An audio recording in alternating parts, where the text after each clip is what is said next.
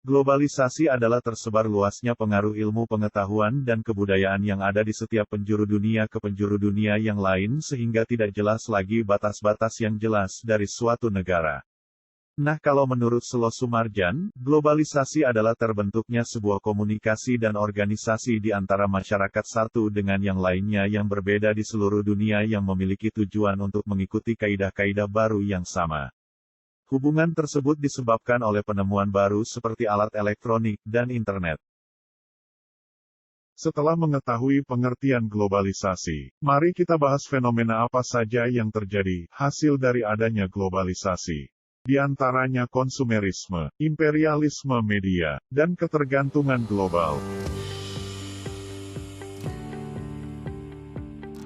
Konsumerisme berasal dari kata konsumsi, konsumti dalam bahasa Belanda, yang memiliki arti pemakaian barang hasil produksi yang ditambahkan isme di belakangnya yang bermakna paham atau ajaran.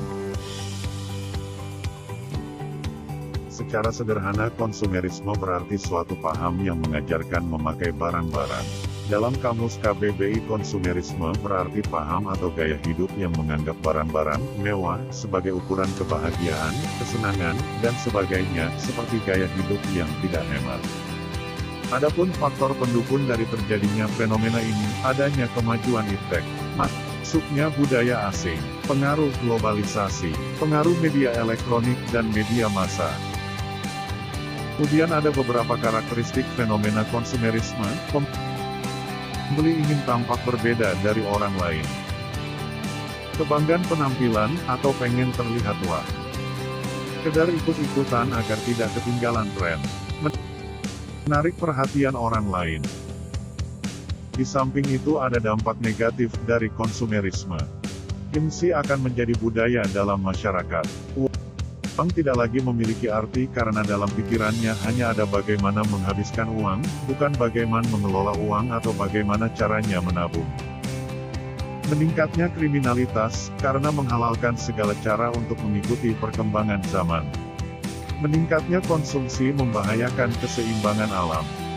Selain itu, ada beberapa dampak positif dari konsumerisme. Membuka lapangan pekerjaan. Mendorong pertumbuhan ekonomi, meningkatnya kreativitas dan motivasi kerja.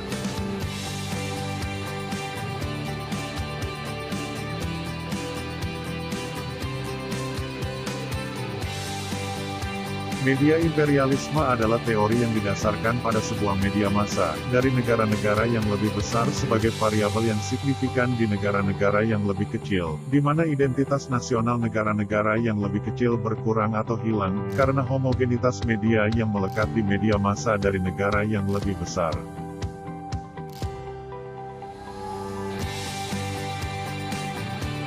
Imperialisme media tidak selalu merupakan kejadian internasional. Ketika sejumlah kecil perusahaan atau korporasi menguasai semua media di suatu negara, ini juga merupakan bentuk imperialisme media. Negara-negara seperti Amerika Serikat terbukti memiliki peran yang cukup signifikan dalam imperialisme media. Misalnya, banyak bentuk media massa menunjukkan bagaimana Amerika Serikat menggunakan kekuatan media atas negara-negara lain, terutama yang tidak memiliki kehadiran media yang kuat. Sebuah influencer budaya utama di negara lain adalah televisi. Khusus dalam kaitannya dengan berita dan jurnalisme, Amerika memiliki kehadiran yang kuat di kancah internasional. Jaringan berita Amerika seperti CNN, sering memiliki staf internasional yang besar, dan menghasilkan program regional khusus untuk banyak negara.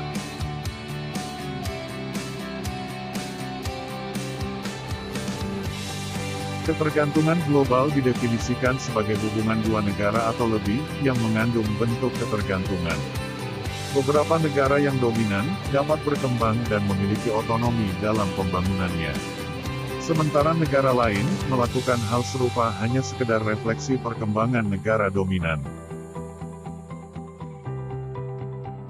Pola hubungan antara dua negara tersebut bersifat asimetris, di mana negara yang satu memiliki kekuatan yang lebih atau metropol, dibanding negara lainnya atau satelit.